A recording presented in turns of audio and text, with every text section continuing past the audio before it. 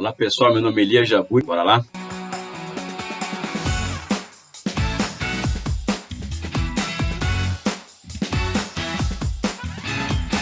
Eu fui convencido esses dias a fazer comentários de alguns filmes, né? Então, um deles, que a equipe nossa que sugeriu que eu fizesse um comentário, é esse filme que está sendo indicado ao Oscar, né? Chamado Ascension, que a diretora é a Jessica Kingdom. Curiosamente fui assistir, né? Ou seja, um filme sobre a China sendo indicado ao Oscar. Evidentemente que eu não guardo nenhuma ilusão em relação a esse tipo de coisa, né? Mesmo que o Hollywood seja um grande palco para a chamada esquerda progressista americana, né? Que de progressista tem muito pouca coisa, aliás, no final das contas, né? Eu não sou nenhum analista de cinema, nenhum crítico, não entendo de fotografia, não entendo nada disso. Eu olho tudo pelas lentes da política, né? Então, o filme ele conta a história, vamos dizer, pelo que eu observei, né? Do chamado sonho chinês, né? Ou seja, é um lema que o Xi Jinping ele coloca na China desde que ele chega ao poder em 2013, né? Ou seja, essa questão do sonho chinês, só que não se fala toda a frase, que é o sonho da revitalização da nação chinesa, ou seja, a revitalização tendo em vista que o processo histórico ocorrido das guerras do século de humilhações, que se inicia com a Guerra do Ópio em 1839 e termina com a Revolução, ou seja, o sonho chinês ele é muito ligado a esse tipo de ocorrência histórica, né? E evidentemente que em um contexto como o da China, o sonho chinês ele é transferido muito particularmente para a vida pessoal, né? E essa vida particular das pessoas é a busca por ascensão social. Então, na China, uma das marcas é essa: as pessoas buscam ascender socialmente, até porque a China é um país que vive um mundo capitalista, cercado por valores capitalistas, e a China não é nenhuma exceção nesse aspecto. A China é um país que é eivado de contradições, eu nunca as neguei aqui. O filme é claramente um recado para o seguinte: olha, a China está chegando lá, a China vai chegar talvez a primeira potência mundial, até com um dos diálogos do filme, do magnata dizendo que a China vai passar os americanos e vai vencer a guerra comercial e tecnológica, né? Mas o preço desse sucesso é isso aqui. Então você vai perceber, assim, do começo ao final do filme, uma série de situações das mais constrangedoras possíveis, envolvendo principalmente o mundo do trabalho, ou seja, trabalho altamente precarizado, né? O filme se passa, claramente, eu conheço muito bem o lugar Shenzhen, que é uma grande cidade chinesa que é grudada com Hong Kong, né? O filme mostra as formas mais degradantes de trabalho, aquelas coisas mais clichês do mundo, que são aquelas escolas de etiqueta, escola para mordomo. Percebe-se claramente assim, uma sociedade nesse filme completamente descaracterizada do ponto de vista da própria dignidade nacional, ou seja, as pessoas só se movendo em torno de trabalho, ou seja, trabalho muito duro. Então é maçante aquelas cenas de preço de hora de trabalho a R$ 2,99, não pode tatuagem, para teu emprego. Aí tem uma cena que é logo no começo do filme que mostra uma câmera e mostrando as pessoas atravessando a rua, demonstrando que é uma sociedade que é altamente vigiada, né? Ou seja, é um filme que passa a impressão do seguinte: vocês querem chegar lá onde a China quer chegar, tudo bem, o preço é isso aqui. É uma sociedade completamente guiada pelo que Marx chamava pelo fetiche da mercadoria. O filme é muito claro nesse aspecto, ou seja, uma sociedade de ultra-exploração do trabalho, uma sociedade de situações degradantes de trabalho e uma sociedade em que a polarização social é uma marca muito contundente. Você pode me perguntar, Elias, tudo o que você está dizendo é mentira, é verdade? não, eu sempre digo para as pessoas que a China, nunca busquei pintar a China aqui como o lugar mais bonito do mundo, não é.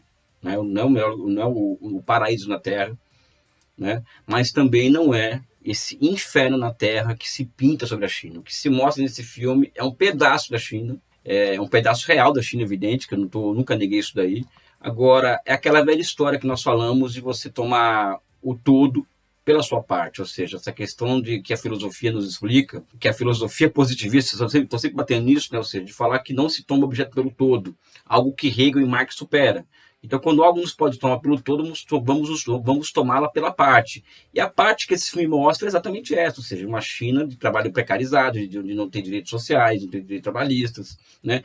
E é uma China que eu desconfio muito que já está sendo passada para trás nos últimos anos, ou seja, essa realidade que esse filme mostra, existe, é real, mas é uma realidade que já está sendo de forma lenta, gradual e muito segura, sendo passada para trás. Né? Um país desenvolvido não tem condições de ter aquilo como regra full para o país todo. Agora, se é para contar a história da China, eu particularmente tenho uma seguinte opinião.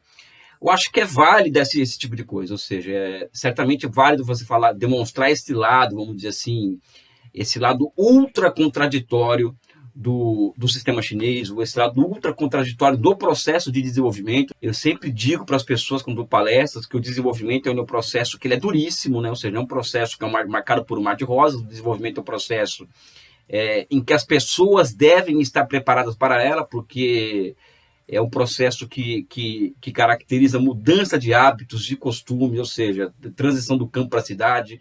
Tudo isso mostrado nesse filme, inclusive, né? Então, o processo de desenvolvimento não é um mar de rosas, é um salto de contradição a outro ponto de contradição. Ninguém está aqui para negar nada disso. Agora, se é para contar a história da China, a história da ascensão chinesa, a história do sonho chinês, eu acho que eu ainda sou partidário da velha e boa totalidade, ou seja, tem que olhar no todo, ou seja, o que a China era em 49, o que a China é hoje em termos de dados sobre saúde pública, sobre expectativa de vida, sobre dignidade nacional, ou seja, essa questão do combate à pobreza, ou seja, alguém que acha, por exemplo, falando nisso, em tom de que um filme contando a história de como a China, veja bem, um filme que conta a história de como a China enfrentou o Covid-19, ou seja, com o envio de 450 mil voluntários do Partido Comunista para Wuhan, para enfrentar a morte em Wuhan. Você acha que um filme desse, por exemplo, vocês acham que seria indicado ao Oscar, por exemplo? Você acha que um filme que, por exemplo, contasse a história do programa de combate à miséria absoluta na China, que contou, por exemplo, com o envio para o interior do país de 3 milhões de pessoas, ou seja, 3 milhões de quadros do Partido Comunista recém-saídos da universidade, foram fazer, entre aspas, estágio no interior do país como parte do programa de combate à miséria extrema. Você acha que um filme desse seria indicado ao Oscar? Então, eu acho que existe uma totalidade de uma formação social complexa que combina formas históricas diferentes de produção de troca, né? E que deve ser contada muito melhor do que esse filme acaba mostrando. Esse filme acaba mostrando, por exemplo, uma China que é, para quem vive na China, um inferno na Terra. Ou seja, o preço da ascensão social num país desse é simplesmente terrível. E eu enquadro esse filme, pessoal, eu reflito aqui para vocês aqui, eu não sou nenhum especialista não sou nenhum cinéfilo, especialista, não entendo fotografia, não entendo nada, eu só estou vendo ali o que me passa, o que se passa diante dos meus olhos. Eu acho que não se dá para explicar o todo pela parte, né? Eu acho que o objeto pode ser tomado pelo todo, isso é o que ensina a nossa filosofia, a filosofia que dá origem ao marxismo, né? E esse filme, ele é claramente, na minha opinião, assim, claramente uma propaganda de guerra do mesmo porte daquele filme Fábrica Americana, uma coisa assim, né? Do que o Obama acabou financiando, né? Ou seja, você vê que essa esquerda progressista e bonita e tal, né? Elas têm um papel útil, né?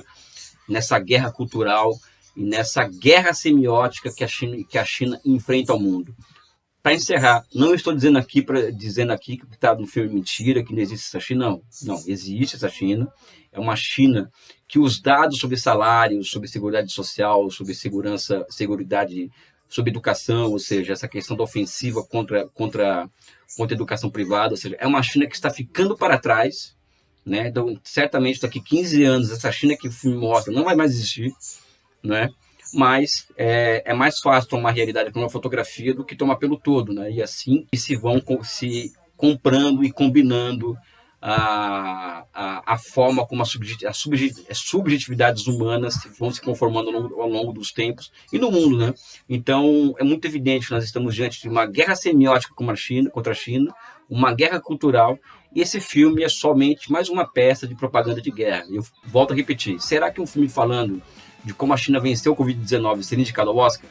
Será que um filme mostrando, por exemplo, um documentário como esse, mostrando como a China conseguiu vencer a pobreza extrema, ele seria indicado ao Oscar? Eu acho que não. Um forte abraço e um beijo no coração de vocês.